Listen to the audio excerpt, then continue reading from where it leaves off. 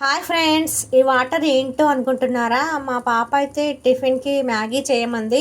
నేనైతే first water boil చేస్తాను. ఇలా వాటర్ బాయిల్ చేసిన తర్వాత వాటర్ ఇలా బాయిల్డ్ అయిన తర్వాత అందులో మ్యాగీ చిన్న చిన్న ముక్కల్లాగా చేసి విడివిడిగా ఇలా వేస్తాను.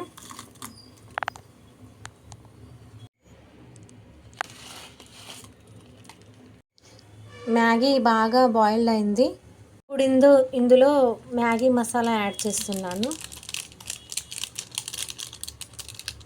చూడండి, మ్యాగీ మసాలా యాడ్ చేయగానే కలరింగ్ ఎలా వచ్చేసిందో.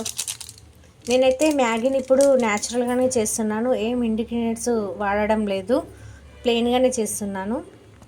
చూడండి, నా మ్యాగీ రెడీ అయింది. 2 minutes మ్యాగీ రెడీ.